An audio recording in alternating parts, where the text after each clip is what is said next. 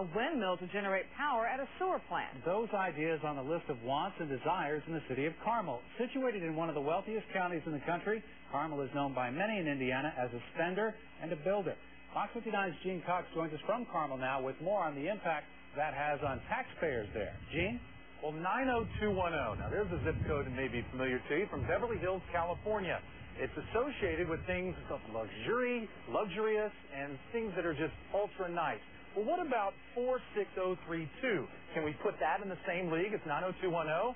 Well, some disagree, but there are a lot of people who think that Carmel is in a league of its own. In the early 1930s, Carmel's barbershop was called Beard. Decades later, Jason Peake's Main Street barbershop still takes care of folks' hair. The business once known as Beeson and Sink Meat Market, sourdough, French peasant. Now a thriving downtown business called Bob's Butcher Shop. Yes, in Carmel, seems like they've always shared a desire to make the 50 square miles Indiana's most livable city. Before and after. Before and after. Quite a progression for a place first identified by Indians as swampland, full of pollywogs. I hope it keeps going. Carmel business owner Jeffie Worrel, referring to the city's record-setting growth. Population alone from 26,000 in 1990 to about 80,000 now. It's been very, very good for my employees. Very good for my business. Who wouldn't enjoy paying the lowest property tax rate of any Indiana city its size or bigger? Look at these houses, nearly identical in Noblesville. On an assessed value of $163,000, the homeowner pays more than $4,200 in taxes. Same home in Carmel, the assessed value thousands higher, and the taxes hundreds lower. The city's police and fire department pension funds are fully funded, extremely rare for a municipality. Sewer rates are at 1992 levels. Carmel's debt is at or below surrounding communities, and they are spending tens of millions of dollars on items other communities can only dream about. Those European-style roundabouts, statues, a community fitness center, and much more. The proposed Carmel Performing Arts Center at Town Center has a hefty public-private shared price tag of about $150 million, some of it still being raised. His vision has... At the Arts Center announcement last month, Carmel's Mayor Jim Brainless gets the credit for fast-tracking positive growth. We are spending a lot of money. The three-term mayor is quick to identify the real source of his city's success. Businesses that choose Carmel for their operations or headquarters.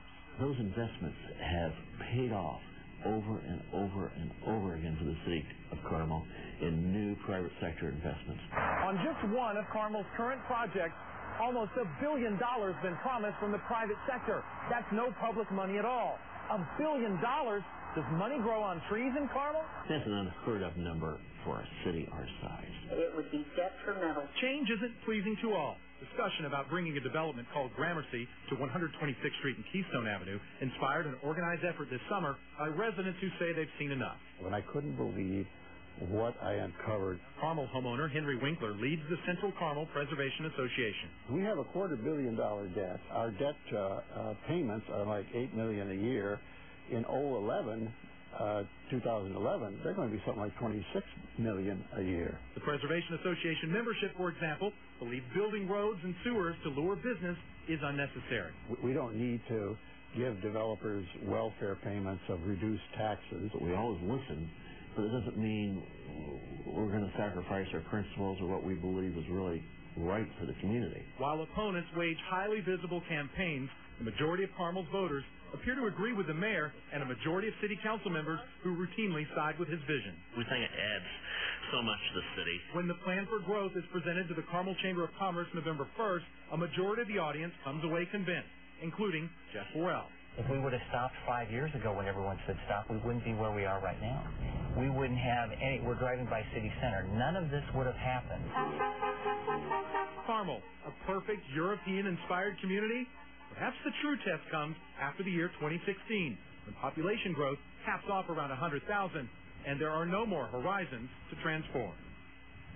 I have to be honest, if there are a lot of bad things going on in Carmel, it's certainly difficult to find them. The mayor said a couple of things that will really stick with us. One of them is that there are more people that work in Carmel along the US 31 corridor than work in all of Fort Wayne, Indiana's downtown. That's the city's second largest city. Then he said, as we were leaving, he said, you know what? What are we supposed to do? Build a city that isn't nice? We're live tonight in Carmel. Gene Cox, Fox 59 News at 10.